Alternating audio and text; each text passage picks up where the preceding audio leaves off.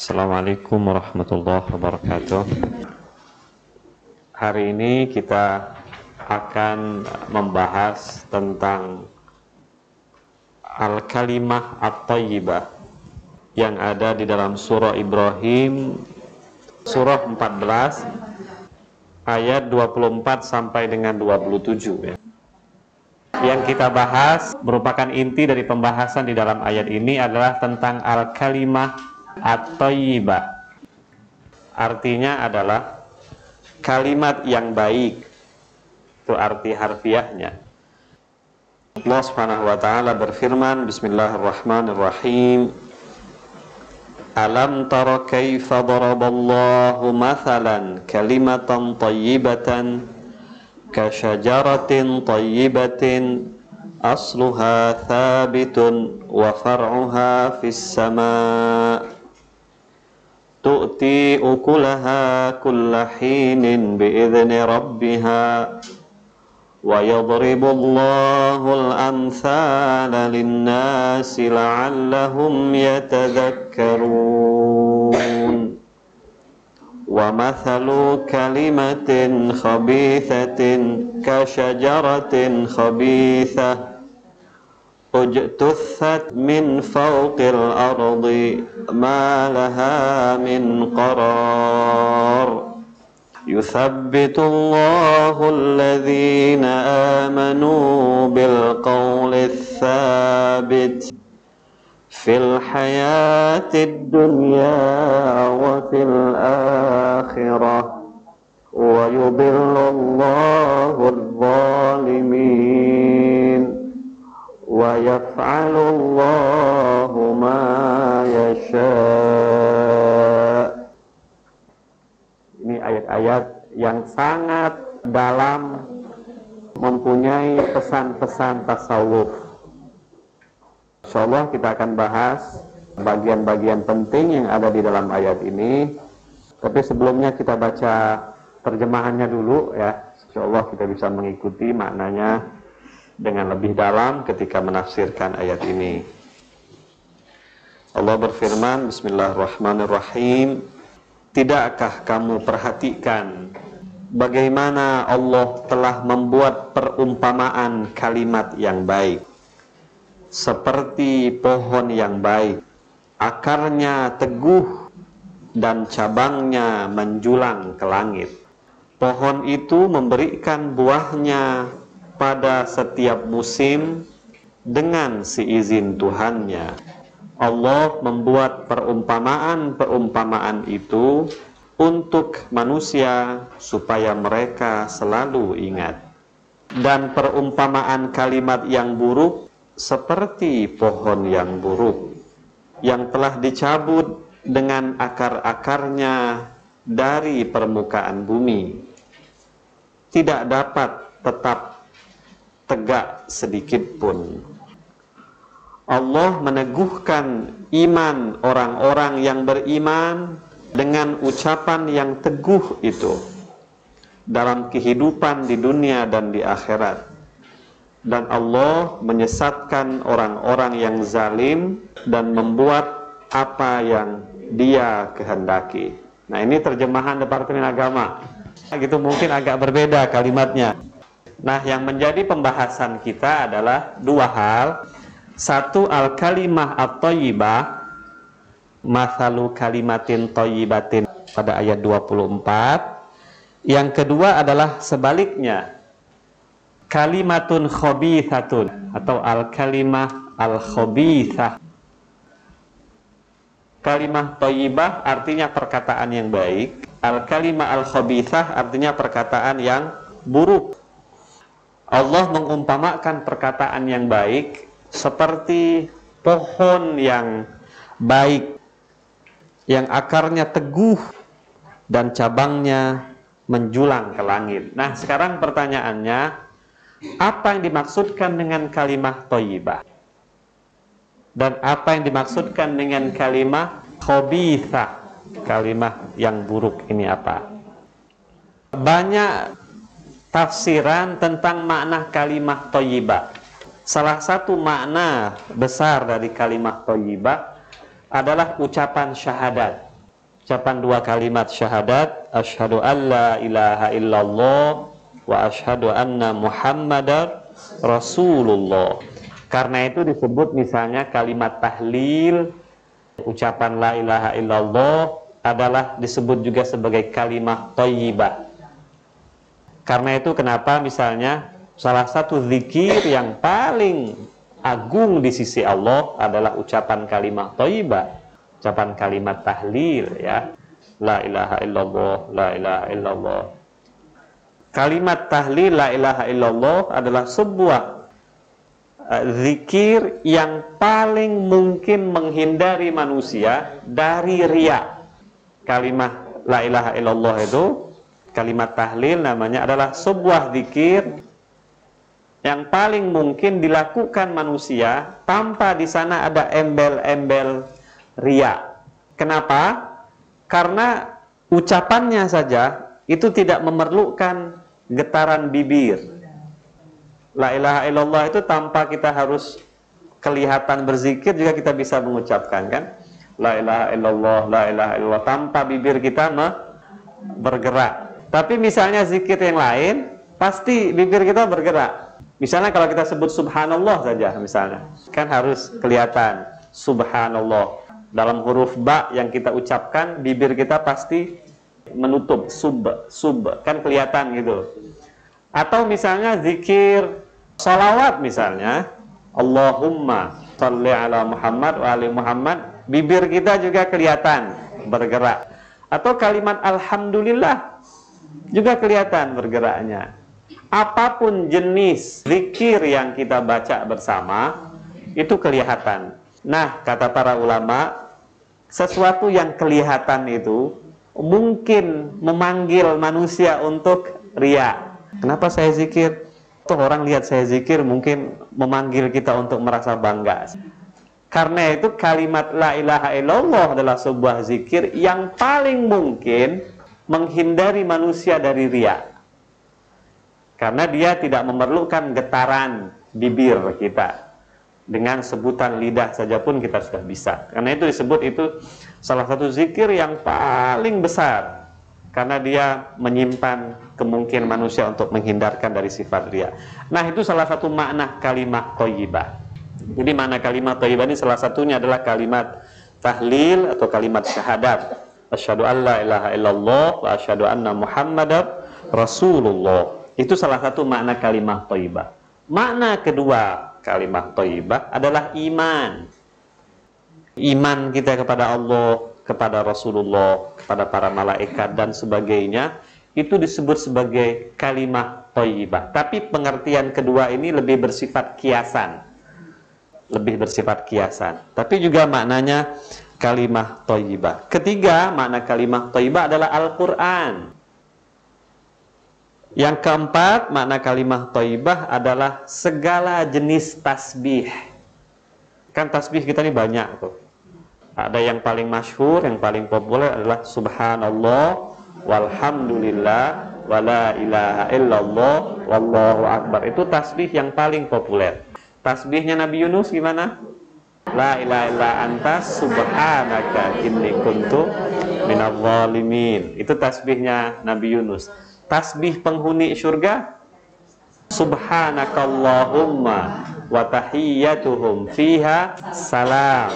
Sebetulnya kalau kita bicara tasbih, satu saat Bu ya, kita bikin paket khusus tentang tasbih. Sebab tasbih itu berbagai macam jenis tasbih di dalam Islam ini. Mungkin suatu saat kita perlu agak spesifik. Misalnya paket tentang tasbih saja, paket tentang tahlil saja, la ilaha illallah. Mungkin dalam 6 pertemuan itu bisa lumayan lah. Sebab kalau saya bicara tentang tasbih saja, 1 jam mungkin nggak akan selesai. Luar biasa tasbih itu. Ternyata yang tasbih itu banyak, bukan hanya manusia tasbih ya. Ya, kita tasbih lah dengan berbagai ucapan-ucapan kita. Tapi Al-Quran menyatakan seluruh isi alam semesta ini mengucapkan tasbih kepada Allah. Karena itu misalnya dalam surah-surah terakhir, kalau kita baca awal-awal ayatnya, Allah berfirman misalnya, sabbaha lillahi ma fis samawati wa ma fil ardh. Artinya semua yang ada di langit dan yang ada di bumi mengucapkan tasbih kepada Allah. Tapi Allah bilang, walakin la tafqahuna tasbihahum. Tapi kalian tidak dengar tasbih mereka. Kalian tidak paham tasbih mereka. Ada orang-orang kekasih Allah, wali-wali, itu mendengar tasbih mereka. Cuman kita-kita ini mungkin belum bisa mendengarnya. Seluruh isi alam semesta itu tasbih kepada Allah. Bahkan bukan hanya isi alam semesta, bukan hanya manusia, bukan hanya para malaikat, Allah pun bertasbih kepada dirinya. Allah sendiri bertasbih kepada dirinya itu. Misalnya Allah menyatakan dirinya, salah satu sifat Allah, dia adalah subuhun, kudusun, rabbuna wa rabbul malaikati waruh. Artinya Allah itu maha bertasbih kepada dirinya. Jadi bayangkan Allah saja bertasbih kepada dirinya, apalagi manusia-manusia yang kecil ini. Seharusnya banyak-banyak bertasbih kepada Allah Subhanahu wa ta'ala. Karena itu di dalam tasawuf, Ibu-ibu ya, berbagai macam jenis tasbih. Ada satu tasbih yang tadi saya baca, ucapan Nabi Adam, Subhanaka la ilma lana illa ma 'allamtana. Maha suci Engkau ya Allah, kami ini tidak ada ilmu kecuali apa yang Engkau ajarkan kepada kami. Itu tasbihnya Nabi Adam itu. Subhanaka la ilma lana illa ma 'allamtana. Itu tasbihnya para malaikat. Begitu juga. Setelah itu tadi saya baca satu tasbih lagi, Subhana man la ya'tadi ala ahli mamlakatih, Subhana man la ya'khudhu ahlal ardi bi alwanil azab, Subhanar ra'ufir rahim, Allahumma ja'alli fi qalbi nuran wa basaran wa fahman wa ilman innaka ala kulli syai'in qadir. Itu tasbihnya Nabi Muhammad. Berbagai macam tasbih itu. Setiap nabi itu ada tasbihnya. Bahkan dalam amalan sufi, Bu, yang paling enak kalau baca tasbih itu tasbih hari Jumat. Ada tasbihnya kalau hari Jumat. Jadi tasbih itu sekali lagi macam-macam dan itu indah sekali. Kalau kita biasa baca tasbih, kenikmatan tasbih itu luar biasa. Sebab dalam tasbih itu kita tidak punya pamrih. Kalau doa kita punya pamrih enggak? Punya. Ya Allah, berikan saya rezeki yang luas. Ya Allah, jadikan suami saya misalnya seorang suami yang saleh, kan gitu. Tiap kali kita berdoa kita ada pamrih. Tapi tasbih kita enggak ada pamrih. Tasbih itu merupakan pengagungan Allah.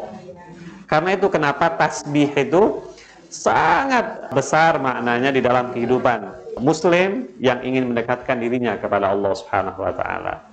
Misalnya di tengah malam itu ada tasbihnya sendiri itu. Saya ingat misalnya Nabi kita Muhammad sallallahu alaihi wasallam itu mengajarkan kepada putrinya Siti Fatimah Zahra satu tasbih. Sehingga zikir itu disebut dengan tasbihuz Zahra, tasbihnya Zahra.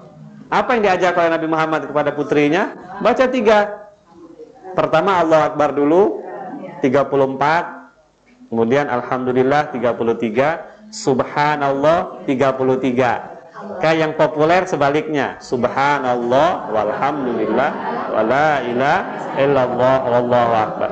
Tapi yang diajarkan oleh Rasulullah kepada Siti Fatimah, Allah Akbar dulu. Itu sama, tapi ini yang diajarkan kepada Siti Fatimah. Karena itu zikir ini disebut sebagai tasbihnya Zahra. Karena Nabi Muhammad memberikan khusus kepada putrinya Az-Zahra.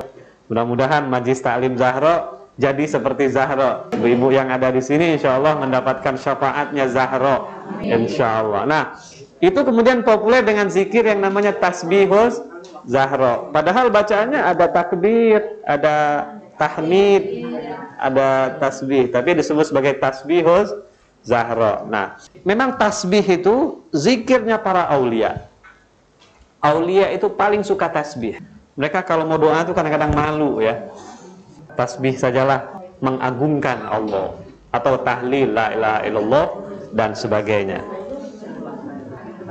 Salah satu makna kalimah thayyibah adalah tasbih. Nanti kita akan lihat apa dampak dari semuanya ini.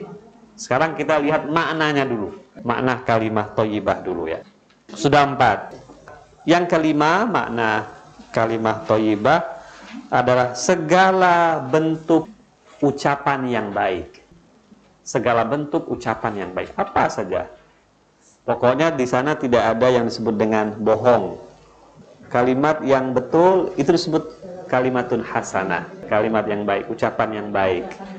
Itu juga disebut sebagai kalimah thayyibah. Yang keenam, termasuk dalam kalimah thayyibah adalah seluruh jenis ketaatan kepada Allah, kepatuhan kepada Allah. Dan yang terakhir, makna kalimah thayyibah adalah orang yang beriman. Jadi orang yang beriman itu adalah figur kalimah thayyibah. Bukan imannya, tapi orang yang beriman. Orang yang beriman itu namanya kalimah thayyibah. Tapi ini salah satu makna yang sangat dalam. Sebab begini ibu-ibu ya.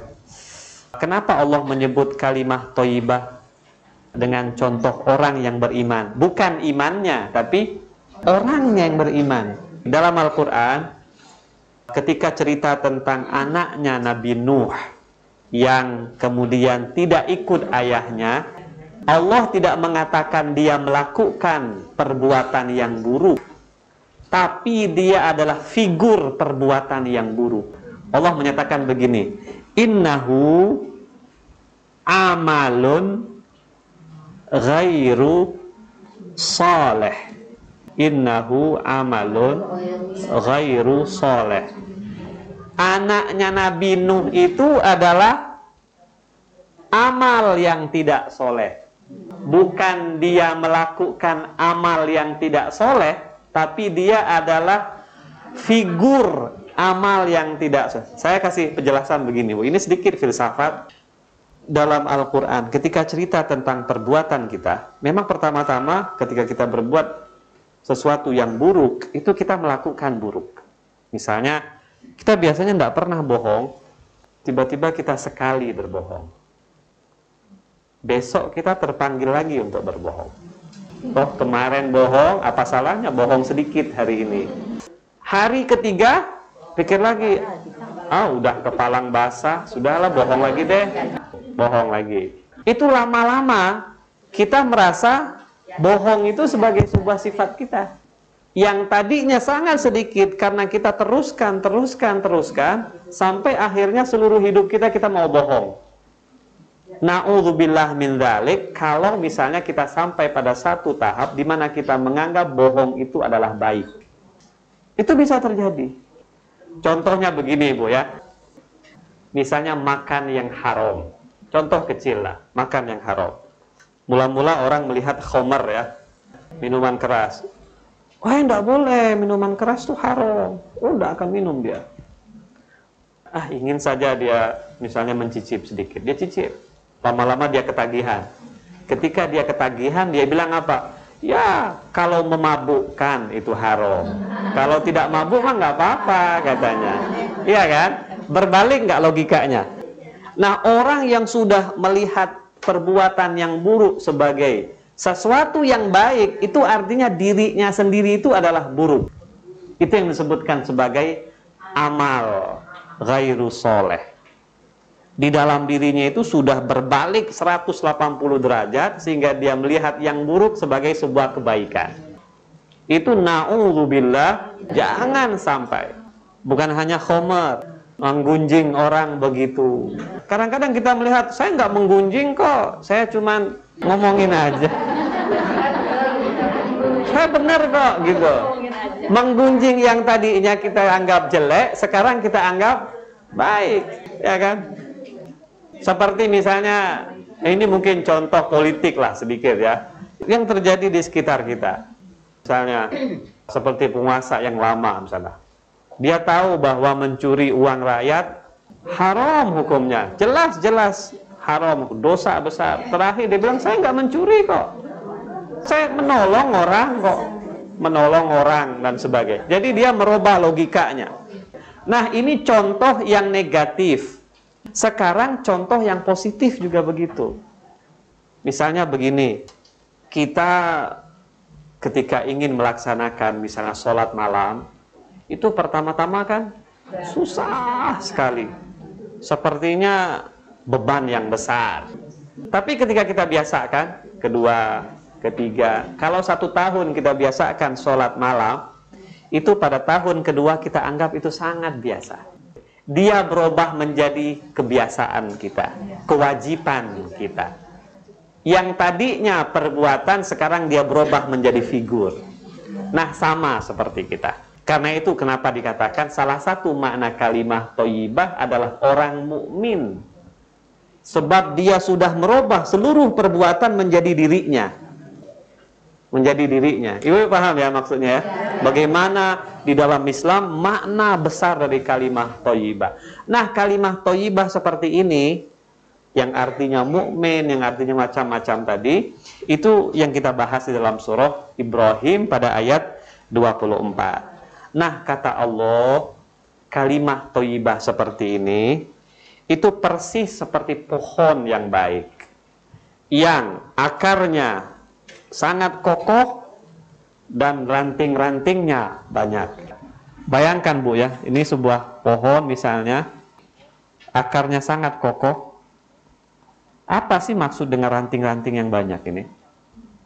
Ranting ini berbuah setiap saat.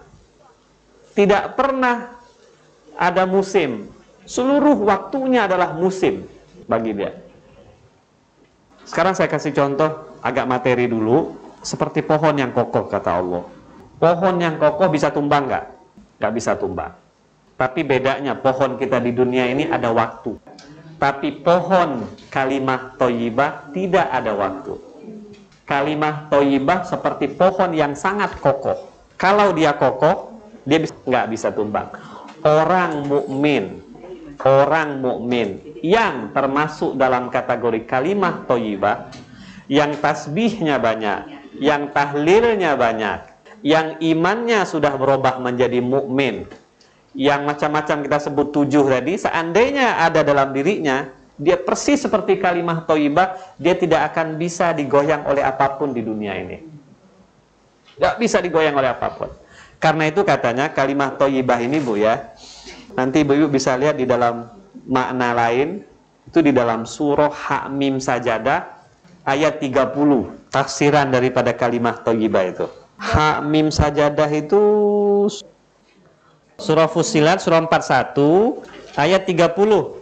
Itu makna lain atau tafsiran daripada kalimat-kalimat thayyibah.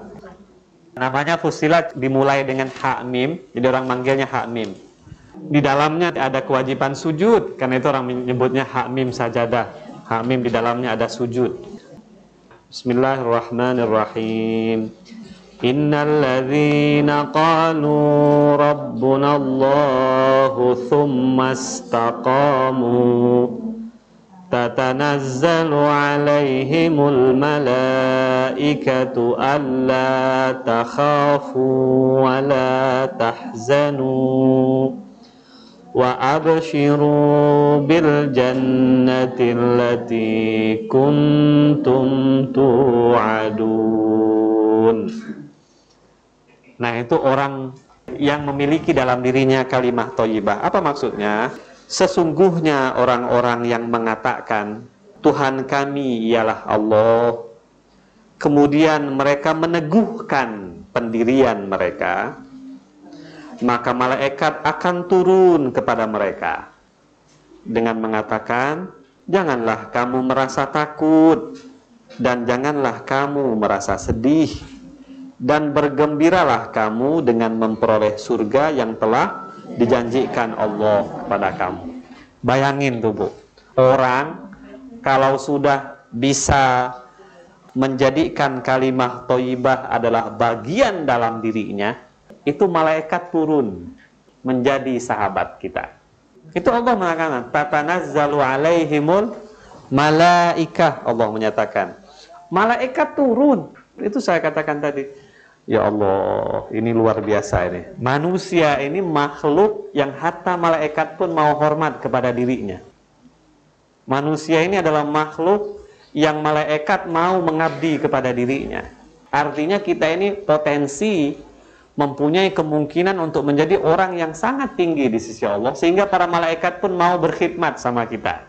Nah, tapi siapa ini yang malaikat mau turun dan berkhidmat kepadanya? Adalah orang yang mengatakan Tuhan kami adalah Allah, dan mereka meneguhkan pendiriannya. Nah, karena itu kenapa tadi saya kembali kepada ayat ini, Bu, ya.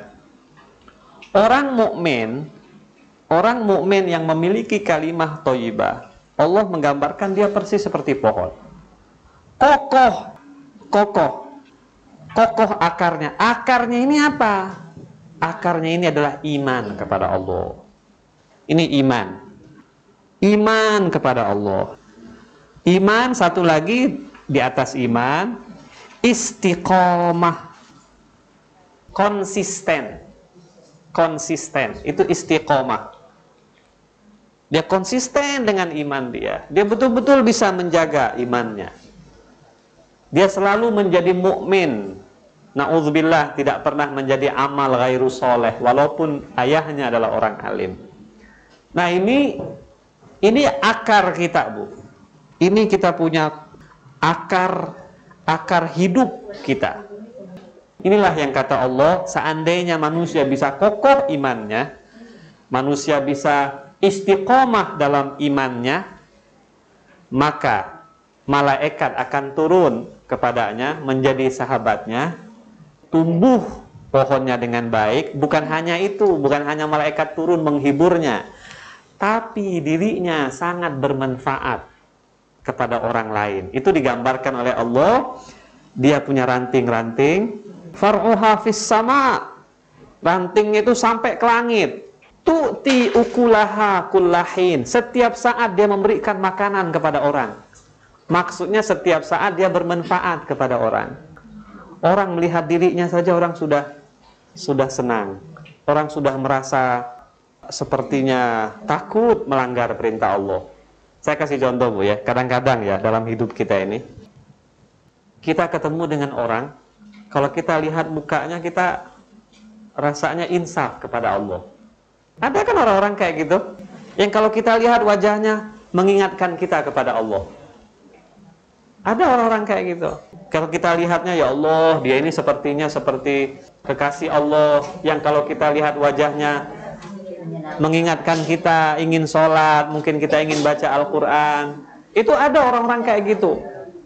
Misalnya, kan setiap objek yang kita lihat, setiap gambar yang kita lihat, itu pasti akan mempengaruhi pikiran kita. Misalnya, na'udzubillah, kalau kita lihat gambar misalnya Madonna, ini contoh anak-anak muda, apa yang dia dapatkan?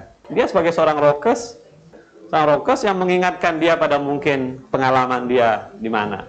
Atau misalnya ibu-ibu di sini melihat gambar misalnya bintang-bintang film Elizabeth Taylor, misalnya, mungkin ibu punya pengalaman dulu misalnya. Itu mengingatkan kita pada sebuah perbuatan yang tidak baik, kan gitu. Tapi kalau misalnya yang kita lihat adalah gambar Syekh Abdul Qadir Jailani, apa yang kita dapat kesan? Kita merasa bahwa oh ini seorang yang soleh, begini dan begitu. Atau kalau kita lihat misalnya gambar siapalah salah satu orang soleh, Sunan apa gitu. Nah, karena itu kenapa disebutkan bahwa ada sebagian orang yang berkahnya itu, yang buah-buahan pohonnya ini memberikan makanan setiap saat. Allah menyatakan begini, Bu, ya, dalam ayat itu. Tu'ti ukulaha kullahinin. Dalam surah Ibrahim ayat 24 itu. Tu'ti ukulaha kullahinin biizni rabbiha. Artinya pohon itu memberikan buahnya pada setiap musim dengan seizin Tuhannya. Kata ulamanya, kalimat hinin itu bukan musim itu. Terjemahan itu nggak tepat. Hin itu artinya saat. Setiap saat. Setiap saat. Kalau musim kan ada periode kan? Ada segmen-segmennya. Tapi ini enggak setiap saat. Nah, misalnya gini kalau kita lihat ya. Pohonnya Rasulullah Shallallahu Alaihi Wasallam itu memberikan buah setiap saat enggak? Rasulullah itu persis seperti pohon yang sangat kokoh, yang akarnya menunjam ke bumi, yang setiap saat buahnya memberikan berkah kepada kita. Itu pohon yang paling kokoh. Nah, ada orang mukmin seperti kita, mungkin pohonnya itu memberikan makanan hanya kepada anak dan cucunya saja. Dia menjadi contoh kepada anak cucunya. Nah, itu pohonnya lumayan, ada buah yang memberikan manfaat kepada sekitarnya. Ada sebagian orang misalnya, na'udzubillah, seandainya dia memiliki kalimatun khabisa. Pohonnya tidak kokoh, pohonnya tumbang, tidak ada keberkatan, bahkan dia mengganggu yang lain. Nah, itu ayat berikutnya yang kita baca lagi supaya kita melihat apa sih kalimatun khabisa, yang mudah-mudahan kita bisa terhindar insyaallah. Dalam ayat 26, wa mathalu kalimatin khabithatin kasyajaratin khabithatin ujtussat min fawqil ardi ma laha min qarar. Dan perumpamaan kalimat yang buruk seperti pohon yang buruk yang telah dicabut dengan akar-akarnya dari permukaan bumi, tidak dapat tetap tegak sedikit pun. Nah, kalau kalimah thayyibah adalah 7 yang kita sebutkan tadi, kalimah khabisah sebaliknya. Jadi alhamdulillah kita terhindar ya. Kita ingin dekat dengan Allah. Kata Rasulullah, Anda bisa terus memelihara keadaan seperti itu. Kata Nabi, malaikat akan turun kepadamu. Malaikat akan turun kepadamu dan menjadi sahabatmu. Dan itu betul kata Allah dalam Al-Quran, dalam surah 41 ayat 30 tadi. Tatanazzalu alaihimul malaikah. Malaikat akan turun menjadi sahabatmu. Nah, itu kata Nabi, itu tingkatan orang-orang yang memang menjadi kekasih Allah. Orang-orang seperti ini yang senantiasa menjadi teman para malaikat, seperti kata Allah, rantingnya senantiasa memberikan buah. Kita melihat wajahnya saja kita sudah enak. Melihat wajahnya saja mengingatkan kita kepada Allah. Karena itu kenapa dalam sebuah hadis dikatakan kalau mau mencari sahabat, carilah sahabat yang kalau melihat wajahnya mengingatkan kamu kepada Allah. Jangan cari sahabat yang mengingatkan kamu kepada maksiat. Kalau saya lihat ibu-ibu di sini mengingatkan saya kepada Allah semua ini.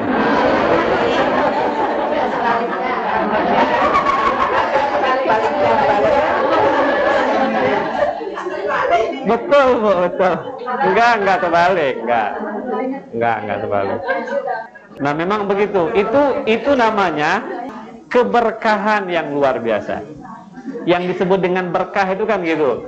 Dia menyebarkan kebaikan kepada semua orang. Yang lihat wajahnya saja orang sudah merasa memperoleh kebaikan. Itu kalimah thayyibah yang paling tinggi. Bahkan ketika dia sudah meninggal sekalipun, kebaikannya tetap dirasakan oleh orang. Seperti contoh yang paling ekstrim adalah Nabi kita Muhammad sallallahu alaihi wasallam. Sekali lagi mudah-mudahan semua kita termasuk di antara orang-orang yang memiliki kalimah thayyibah. Wassalamualaikum warahmatullahi wabarakatuh. Assalamualaikum warahmatullahi wabarakatuh. Waalaikumsalam.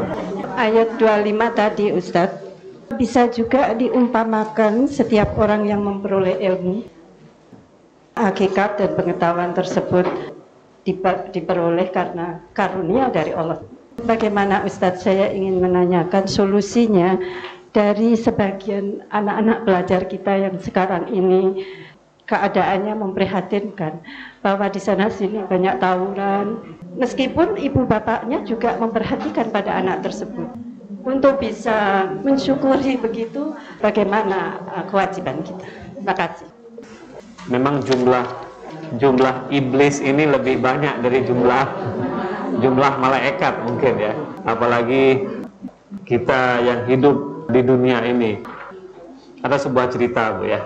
Itu katanya Nabi ketika mau keluar dari masjidnya, itu tiba-tiba dia melihat satu orang tua berdiri di depan pintu masjidnya. Nabi tidak kenal, kan kalau sahabatnya pasti Nabi kenal. Ini orang tua, wajahnya asing gitu. Nabi tanya, siapa anda ini? Dia bilang, aku adalah iblis katanya. Iblis? Kok berdiri di depan pintu masjid? Iya, dia bilang. Saya ingin ngobrol denganmu wahai Nabi, katanya. Hebat juga nih Nabi bilang iblis mau datang, mau masuk Islam kan nggak mungkin kan? Iblis sudah janji kok nggak mau masuk Islam. Jadi Nabi tanya mau apa engkau? Dia bilang aku ingin ngobrol. Ngobrol apa? Dia bilang aku ingin bilang kepadamu wahai Muhammad tentang siapa sahabatku di dunia ini dan siapa lawanku di dunia ini. Aku akan sebutkan kepadamu siapa sahabat-sahabatku, nanti aku bilang siapa musuhku. Akhirnya dia sebut sahabatku yang pertama, katanya, itu adalah pemimpin yang zalim. Itu sahabatku, pemimpin yang zalim. Yang pertama, siapapun pemimpin yang zalim, iblis dia adalah sahabat. Kedua, sahabatku adalah orang kaya yang takabur. Itu menjadi sahabat iblis. Ketiga, katanya, seorang pengusaha yang berkhianat, pedagang yang khianat. Keempat, katanya, orang yang suka minum khamr. Kelima, orang yang suka membawa-bawa omongan untuk menumbuhkan permusuhan antara sesama saudara. Yang keenam, orang yang suka ria. Suka sekali ria, itu menjadi profesinya. Yang ketujuh, orang yang suka makan harta anak yatim. Itu menjadi sahabat iblis. Yang kedelapan, orang yang meringankan sholat. Dia sholat, bukan nggak sholat. Kalau nggak sholat sih udah jadi anak cucunya itu. Orang yang menganggap ringan sholat. Sholat sih sholat, tapi akhir waktu. Kenapa akhir waktu? Nggak suka aja awal waktu. Malas saja ya. Yang kesembilan, orang yang tidak memberi zakat. Orang yang tidak memberi zakat. Dan yang ke-10 adalah orang yang suka menunda-nunda amal solehnya. Itu iblis bilang, itu adalah sahabatku. Sekarang siapa musuh-musuhmu? Tanya Nabi. Anggap sebagai musuhmu yang kau berusaha betul untuk mengalahkan mereka, tapi engkau nggak mampu. Iblis bilang, musuh iblis yang paling pertama-tama adalah Nabi Muhammad SAW. Itu musuh yang paling pertama. Tapi Nabi Muhammad nggak takut dibilangin gitu. Bangga kok jadi musuh iblis. Yang kedua katanya adalah pemimpin yang adil. Yang ketiga adalah orang kaya yang rendah hati. Yang keempat adalah pengusaha yang amanat, pedagang yang amanat. Kelima adalah orang alim yang khusyuk dalam sholatnya. Alim di situ maksudnya orang yang ada ilmu ya, yang khusyuk dalam sholatnya. Yang keenam adalah orang mukmin yang setia. Yang ketujuh adalah orang mukmin yang memiliki kasih sayang kepada sesama saudaranya. Yang ke-8, orang yang taubat tapi taubatnya jujur.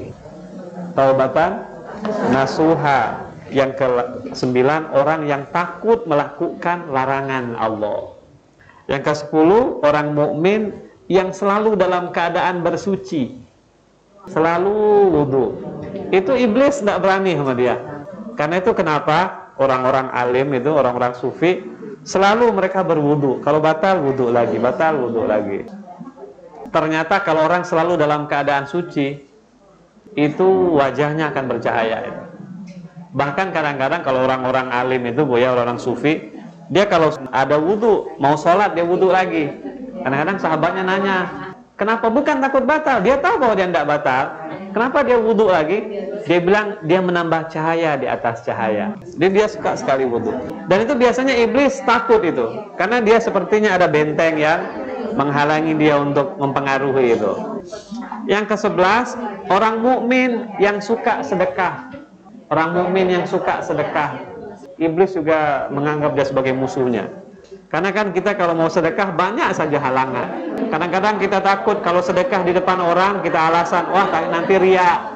Kita takut kan gitu. Padahal dia nggak mau sedekah itu karena dengan alasan dia bilang, wah nanti ria. Karena seandainya dia sendirian sekalipun, mau dia sedekah, dia harus milih-milih dulu tuh. Kalau ada 10.000, ada 5.000, ada 1.000, ada 500, keluarnya yang mana? Ada 500 yang keluar, iya kan? Allah menyatakan dalam Al-Quran, Al-bir mimma tunfiqun. Allah menyatakan yang disebutkan dengan kebajikan adalah menginfakkan sesuatu yang kalian cintai. Nah itu yang ke-11, orang mukmin yang suka sedekah. Yang ke-12, orang mukmin yang mempunyai akhlak yang bagus, tidak melukai hati sahabatnya misalnya. Itu mukmin yang sangat ditakuti oleh iblis. Yang kemudian yang ke-13, mukmin yang bermanfaat. kepada manusia dan lainnya. Dirinya itu tadi yang kita sebutkan keberkahan, yang far'uha fis sama, yang memberikan buah di mana-mana itu. Yang ke-14 adalah orang mukmin yang suka membaca Al-Qur'an. Itu juga lawan iblis. Dan yang terakhir adalah orang mukmin yang suka bangun di tengah malam. Nah, kata dia kepada Muhammad, aku hanya datang ke masjid ini mau bilang kepadamu, itu saja. Siapa kawanku, siapa lawanku. Nanti disampaikan oleh Nabi Muhammad. Nah, ini kita sudah sampaikan kepada kita. Mudah-mudahan kita termasuk di antara lawan-lawannya, musuh-musuhnya, supaya kita bisa memperoleh al-kalimah at-thayyibah insyaallah. Ustadz, yang akan saya tanyakan adalah tentang istiqomah keimanan. Apa resepnya untuk istiqomah dalam keimanan? Karena kita ini kan manusia biasa, dan kadang-kadang iman itu begitu turun, naik turun, dan untuk naik itu susah sekali begitu. Apa resepnya untuk bisa naik lagi dan ya istiqomah? Sekian saja. Ini pertanyaan yang paling sulit untuk dijawab itu. Ketika kita berbicara tentang resep, bagaimana bisa memiliki iman yang istiqomah, ya. Karena tidak sedikit orang yang mempunyai iman, karena tidak istiqomah, kemudian ya imannya sebatas itu saja kan. Dan memang ini sebuah tugas yang sangat berat. Katanya salah satu resepnya untuk bisa selalu istiqomah itu selalu melakukan muhasabah kepada diri, melakukan semacam introspeksi, melihat dirilah, menghitung-hitung. Katanya orang sufi itu Bu ya, kalau sebelum tidur dia suka ngitung dirinya. Sebelum tidur aja. Jadi misalnya setelah dia sholat isya, dia mikir sepanjang hari ini apa sih yang dia lakukan kesalahan. Dia record satu-satu. Oh, hari ini saya berbohong kepada fulan, hari ini saya gini, hari ini saya gini. Kemudian dia sujud, dia minta maaf. Ya Allah, saya minta maaf karena saya melakukan kesalahan. Besok sebelum dia memulai harinya, dia lihat lagi kesalahan yang kemarin. Oh, kemarin saya melakukan kesalahan ini, sekarang saya coba untuk tidak melakukan kesalahan yang sama.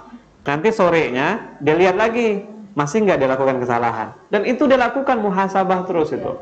Selalu dia lakukan muhasabah. Dan itu sangat efektif. Sebab kita ini seringkali tidak ada waktu untuk melihat diri kita. Kita take it for granted. Kita sudah rasa bahwa kita sudah oke, gitu. Sudah hebat kita ini. Padahal katanya yang menyebabkan kita tidak hebat karena kita tidak mau muhasabah.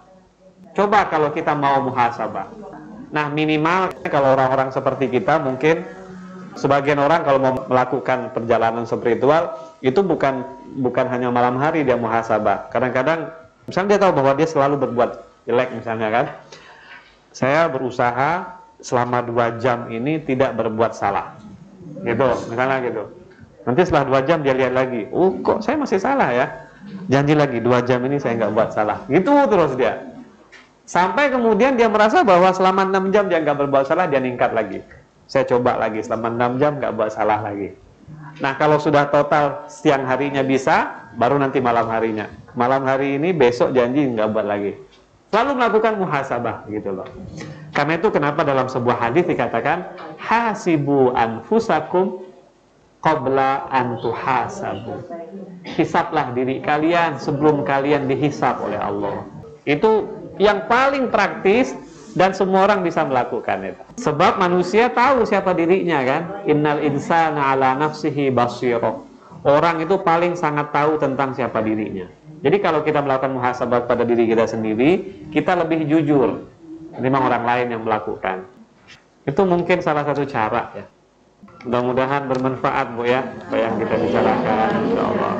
Dengan berkah Al-Qur'an, mudah-mudahan pelajaran tasawuf kita sangat besar maknanya insyaallah. Mari sama-sama kita tutup majlis kita dengan sama-sama berdoa.